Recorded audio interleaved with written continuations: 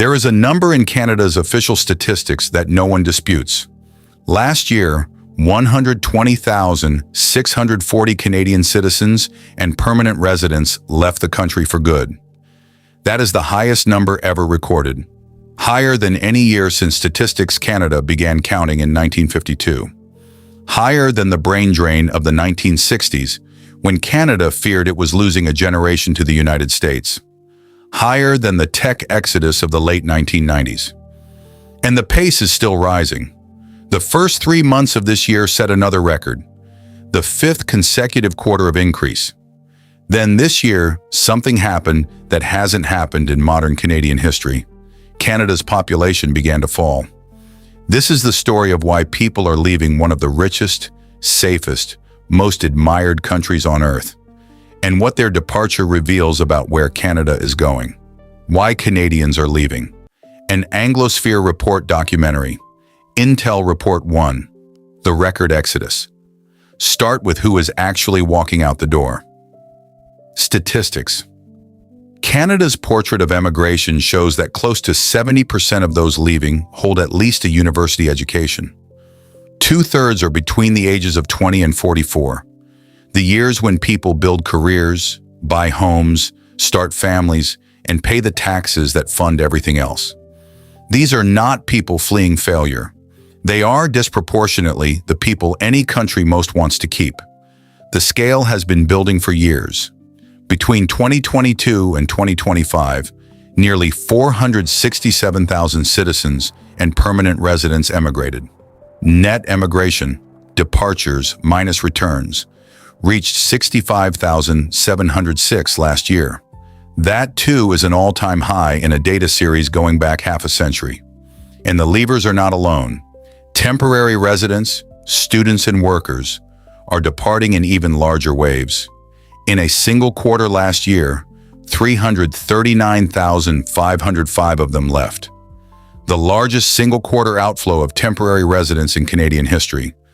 Polling suggests the pipeline behind them is full. In an Angus Reid Institute survey, 28% of Canadians said they were seriously considering leaving their province over housing costs. Among immigrants who arrived within the past decade, the newcomers Canada competed hardest to attract. That figure rises to 39%. In downtown Toronto, it is 44%. So the pipeline is full. The next question is where the door is, and the map has an answer. Intel Report 2. Who is leaving? Where are they leaving from? Overwhelmingly, from the places that were supposed to be the engines. Ontario alone accounts for nearly half of all departures, roughly 56,000 people last year, its highest ever. British Columbia has the highest rate per person in the country, 442 emigrants per 100,000 residents, against a national average outside BC of 290.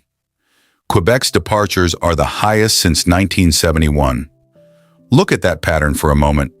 The provinces losing the most people are the provinces with Canada's biggest cities, its most expensive housing, and its most productive industries. The exodus is not from Canada's margins.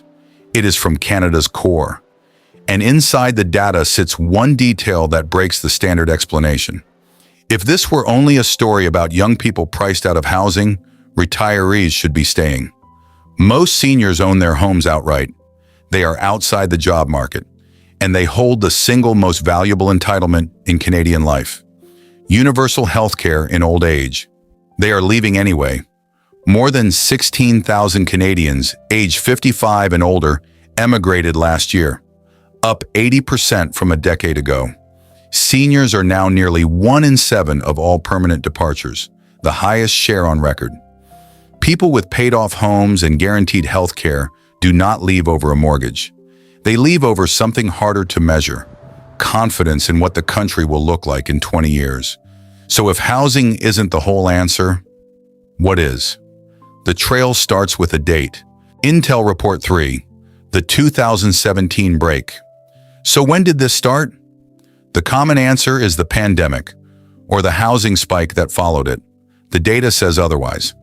In 2017, Canadian emigration jumped 76.7% in a single year, from under 68,000 people to almost 120,000, a level not exceeded until last year. It never went back down. That timing matters because it rules things out. The break came before COVID, before the sharpest phase of the housing crisis, before the recent immigration surge and reversal. Whatever began pushing Canadians out, it began nearly a decade ago, and everything since has amplified a trend that was already running. The most visible driver needs little introduction. Canadian housing became detached from Canadian incomes. Toronto and Vancouver rank among the least affordable cities in the developed world relative to what their residents earn. And the pressure radiated outward, into suburbs, mid-sized cities, and provinces that were once the affordable escape.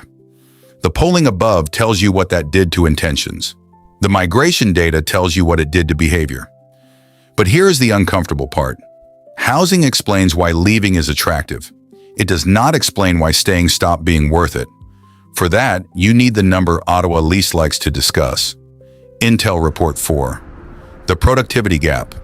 Between 2014 and 2024, Canada's economy, measured per person, adjusted for inflation, grew by 3.2%.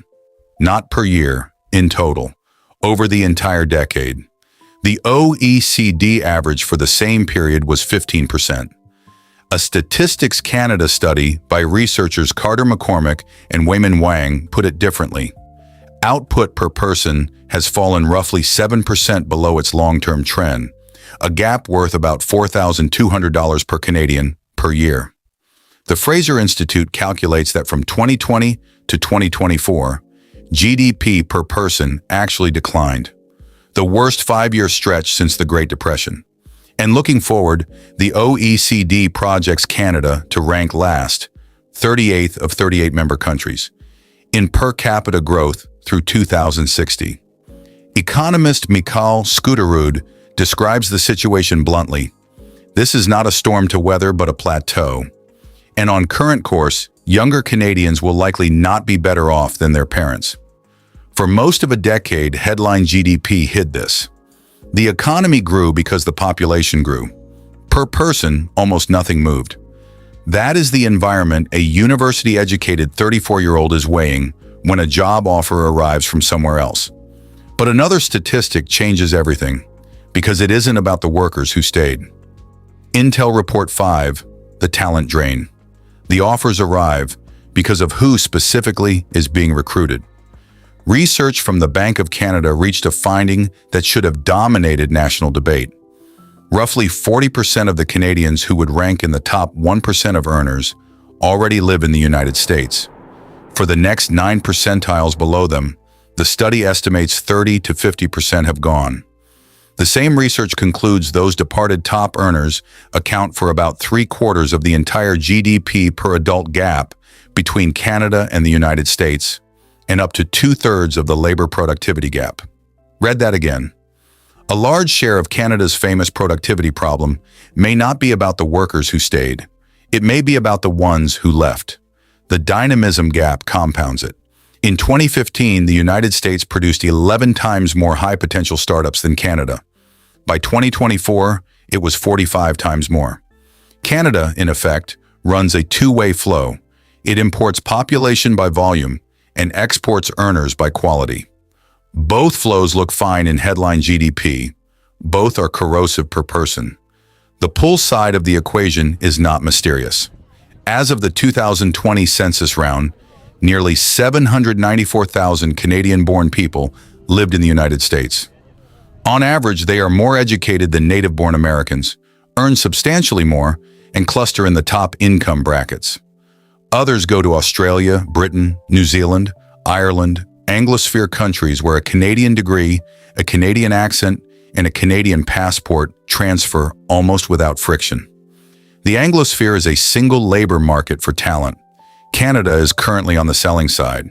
For years, one thing concealed all of this: population growth. In 2023, Canada grew by 3.2%, over 1.2 million people, the fastest in the G7. Headline GDP kept rising. The stagnation underneath stayed invisible. Then, facing pressure over housing and services, Ottawa reversed course. study permit caps from January 2024, reduced permanent targets, a shrinking temporary population, a policy maintained across 3 immigration ministers and endorsed by the Carney government. The result arrived in this year's data. In the final quarter of last year, Canada's population fell by 103,504 people. In the first quarter of this year, it fell again, by 55,025. 2 consecutive quarters of decline. Record emigration, record temporary resident outflows, and lower intake, all at once. And the economic mask came off with it. Output shrank in the fourth quarter and barely moved in the first. 2 contractions back to back, though Bank of Canada officials caution against the recession label, and the numbers may be revised. Here is the strangest statistic of this entire story. GDP per person actually ticked up 0.2% in the first quarter. Not because Canada produced more, because there were fewer Canadians to divide it between. Intel Report 6. The Anglosphere condition. If this pattern feels familiar to viewers of this channel, it should. Britain, a productivity flatline since 2008, a housing shortage measured in millions of homes, and record emigration of the young, the subject of our Britain documentary. New Zealand, a country that normalized losing its graduates to Australia decades ago and has been living with the consequences ever since. Australia, the same housing stress, but stronger income growth, which is precisely why it remains a net destination for the Canadians now leaving. The Economist recently documented the wider trend. Roughly 4 million people left 31 Western countries in 2024, 20% above pre-pandemic levels. Canada is not uniquely failing. That framing would be false. What Canada is the most advanced case of a condition spreading through the entire Anglosphere. Expensive shelter, stagnant output per person, and a generation doing the arithmetic. Which leaves one question: is there a way back? One country already found it. Ireland spent the 1980s exporting its young at rates that made emigration a national identity. Then within a generation, through tax competitiveness, education, and aggressive courtship of investment, it reversed the flow entirely. The Irish came home and others followed. Emigration is not destiny, it is feedback. Countries that listen to it have changed course before. Now the strongest objections to everything you've just heard, because they deserve a fair hearing. First, are these departures permanent? Unknown. Statistics Canada infers emigration from tax filings and surveys, not exit tracking. Some leavers return with skills and networks. Part of the recent surge may be pandemic catch-up. The trend since 2017 is real. Its permanence is not yet proven. Second, isn't GDP per capita a flawed measure? The critiques are legitimate, but the decline shows up everywhere else too. Canada has slid from 5th to 25th in the World Happiness Rankings since 2012, and its Human Development Ranking has fallen as well. Different measures, same direction. Third, the healthcare story cuts both ways. Yes, the Our Care National Survey estimates 5.9 million adults lack regular primary care, and Health Canada counts a shortage of nearly 23,000 physicians. But data from the Canadian Institute for Health Information shows the ratio of family doctors to population has actually grown in most provinces over the past decade. Access is failing in specific places, Ontario and Alberta above all, not uniformly. Where the evidence is contested, we've told you. That is the standard. Final report. Canada's future. What we know, precisely. The record outflow, verified in official data. The 2017 break, verified. The per capita stagnation, verified across StatCan, the OECD, and independent institutes. The top earner exodus, a Bank of Canada research finding. Strong evidence, one study. The population decline, verified 2 quarters. What we do not know, how many leavers stay gone. Whether this year's decline is an adjustment or a trajectory. And whether the current government's bet that a trade war will finally force the productivity reckoning pays off in time. 3 scenarios as analysis, not prediction. a turnaround, an acceleration, or most likely, a long plateau. A country is, in the end, a bet that people place with their lives. For generations, the world placed that bet on Canada. Now, in record numbers, Canadians themselves are placing it elsewhere. Canada's story isn't simply about people leaving. It's about what kind of country Canada is becoming, and why those choices matter to the entire Anglosphere. I'm the Anglosphere Report, connecting the stories shaping the Anglosphere in the world.